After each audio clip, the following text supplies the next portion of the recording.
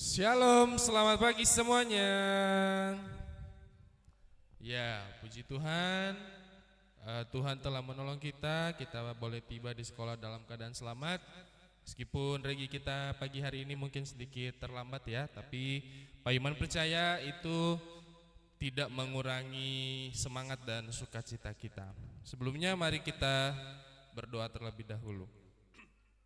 Tuhan Yesus, terima kasih untuk hari baru pemberian-Mu. Tuhan telah antarkan kami ke sekolah dalam keadaan selamat.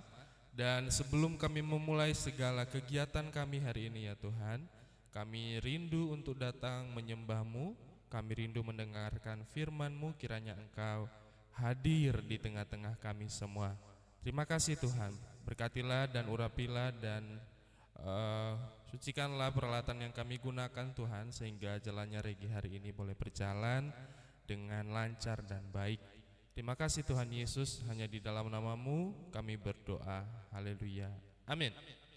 Mari kita berdiri bersama-sama, kita mau menyanyi, kita mau memuji Tuhan dengan lagu Firman Tuhan Ada di Hatiku.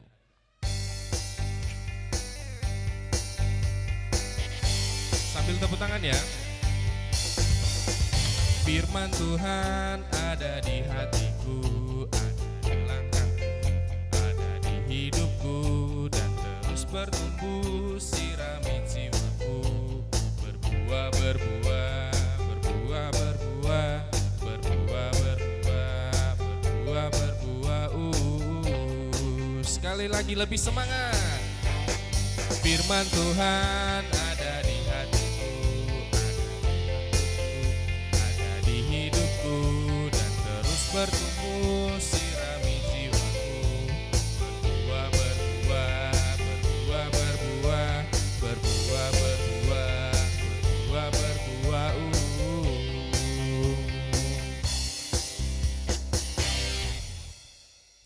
Selanjutnya mari kita siapkan hati untuk mendengarkan firman Tuhan. Kita naikkan lagu Selamat Pagi Bapa.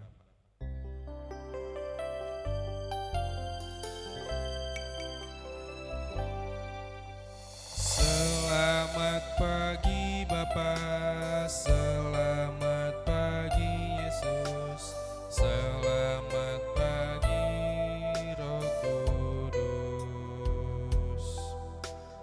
Terima kasih atas anugerah-Mu. Semalam telah berlalu,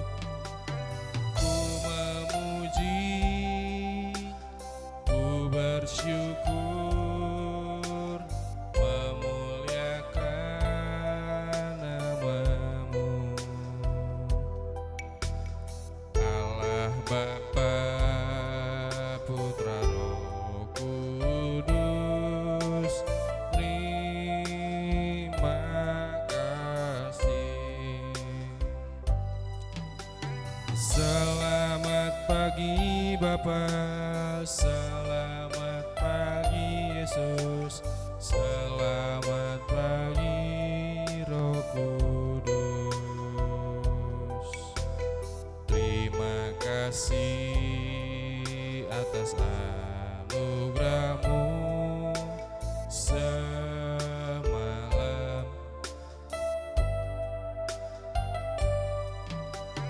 ku memuji, ku bersyukur,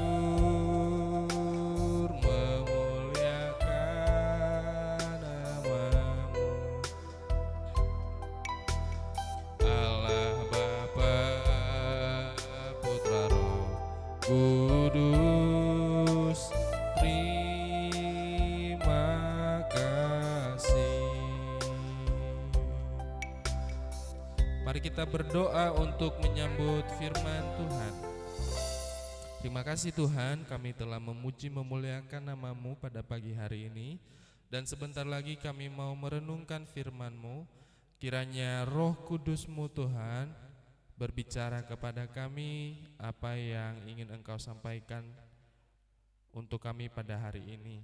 Terima kasih Tuhan Yesus, hanya di dalam nama-Mu kami berdoa. Amin. Hari ini kita akan sama-sama melanjutkan pembahasan kita mengenai tokoh Yusuf yang sangat luar biasa seperti yang sudah kita dengarkan kemarin dari Pak Ipung, bahwa hari Jumat kemarin ya, bahwa di minggu ini kita akan membahas Yusuf sebagai seorang penguasa ya. Dan secara khusus hari ini kita akan merenungkan dari Kejadian pasal 41 ayat 9 sampai ayat 13. Kejadian 41 ayat 9 sampai 13. Pak Iman akan bacakan, anak-anak mendengarkan ayat 9. Lalu berkatalah kepala juru minuman kepada Fir'aun, hari ini aku merasa perlu menyebutkan kesalahanku yang dahulu. Waktu itu tuanku Firaun murka kepada pegawai-pegawainya dan menahan aku dalam rumah pengawal istana beserta dengan kepala juru roti. Pada satu malam juga kami bermimpi. Aku dan kepala juru roti itu masing-masing mempunyai mimpi dengan artinya sendiri. Ayat 12. Bersama-sama dengan kami ada di sana seorang muda Ibrani, hamba kepala pengawal istana itu. Kami menceritakan mimpi kami kepadanya, lalu diartikannya kepada kami mimpi kami masing-masing. Dan seperti yang diartikannya itu kepada kami, demikianlah pula terjadi. Aku dikembalikan ke dalam pangkatku dan kepala juru roti itu digantung. Ya, anak-anak, tentu kita masih ingat ya, keadaan Yusuf sekarang dia masih di dalam penjara ya. Dia masih dihukum karena istri Potifar waktu itu telah memfitnah dia, ya toh? Dan akhirnya hari ini dia masih di dalam penjara, dia belum dikeluarkan dari penjara. Kasihan sekali Yusuf ya, hidupnya terombang-ambing seperti itu. Dulu dijual oleh saudara-saudaranya, terus dibeli oleh seseorang dari Mesir, terus pada akhirnya harus masuk penjara lagi karena difitnah, dituduh yang tidak-tidak oleh istri Potifar. Sungguh kasihan sekali hidupnya. Tapi anak-anak, ternyata kisah Yusuf ini masih belum selesai. Kisah Yusuf ini masih sangat panjang perjalanannya. Hidupnya Yusuf ini masih sangat panjang. Ini masih baru memasuki tahap-tahap awal di mana Yusuf itu nanti suatu ketika akan menjadi seorang penguasa yang jauh lebih besar lagi. Ya, dan pada ayat yang barusan kita baca, Fir'aun itu sedang bingung karena dia habis mimpi, baru saja mimpi, dan dia tidak tahu apa arti mimpinya. Dan hatinya gelisah sekali. Apa ya arti mimpi itu? Firaun bertanya-tanya dalam hatinya.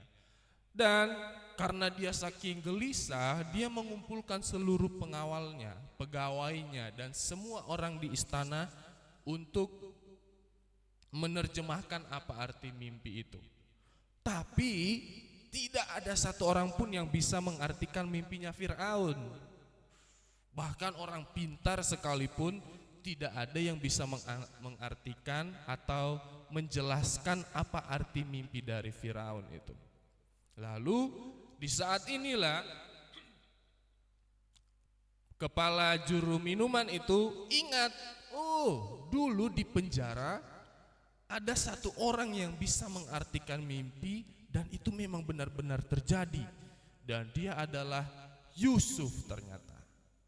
Nah anak-anak, ternyata cara Tuhan untuk menolong kita itu sangat luar biasa ya.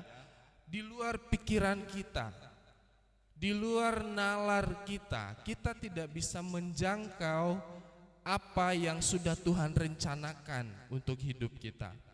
Ya, sekalipun tadi Pak Iman sudah bilang Yusuf masih di penjara, Ada saja cara Tuhan untuk menolong Yusuf, ya. Seperti lewat juru minuman tadi. Aku ingat ada seorang yang bisa mengartikan mimpi. Yusuf, dia masih di penjara. Nah, sama seperti tema kita hari ini. Yusuf diingat kembali, ya. Jadi Yusuf tidak terlupakan. Kisah hidupnya belum selesai di penjara. Tuhan masih punya rencana-rencana selanjutnya. Nah, anak-anak, inilah yang kita syukuri, bahwa Tuhan itu selalu menolong kita seperti Yusuf, dan Tuhan sudah punya rencana-rencana yang luar biasa untuk hidup kita ke depannya. Nah, bagaimana kisah selanjutnya Pak Iman setelah Yusuf dipanggil oleh juru minuman ini? Apakah dia bisa mengartikan mimpinya Firaun? Nah, itu yang akan kita pelajari hari Kamis, karena besok kan kita senam ya. Hari Kamis kita akan sama-sama belajar kira-kira apa yang terjadi selanjutnya. Apakah nanti Yusuf benar-benar menjadi penguasa atau tidak, ya. Tapi pesan firman Tuhan untuk kita hari ini adalah Tuhan selalu menolong kita dengan caranya yang ajaib, di luar apa yang bisa kita pikirkan, ya. Tuhan kirimkan orang lain untuk menolong Yusuf, untuk mengingat keadaan Yusuf di penjara, ya. Jadi Tuhan selalu punya cara yang ajaib untuk menolong hidup kita. Dan Tuhan juga punya rencana untuk hidup kita ke depannya, ya. Hidup kita itu selalu dalam rancangan dan rencana Tuhan. Demikian firman Tuhan untuk kita hari ini, kiranya boleh menjadi berkat dan kita semakin percaya bahwa Tuhan itu memang Allah yang baik. Tuhan Yesus tidak pernah meninggalkan kita, Ia selalu menolong kita. Mari kita berdoa. Terima kasih Tuhan untuk firman-Mu pada hari ini yang telah kami dengarkan. Engkau mengajarkan kami bahwa Tuhan selalu punya rencana dan Tuhan selalu punya cara yang ajaib untuk menolong kehidupan kami. Sama seperti Yusuf Tuhan, kami juga berharap Engkau senantiasa menolong kami dalam segala hal yang kami hadapi. Terima kasih Tuhan Yesus, kami menyerahkan waktu kami di sepanjang hari ini ke dalam tangan-Mu. Kiranya Tuhan membersamai kami, memberikan kami kekuatan dan menolong kami semua. Terima kasih Tuhan, hanya di dalam nama-Mu Tuhan Yesus kami telah berdoa. Haleluya. Amin.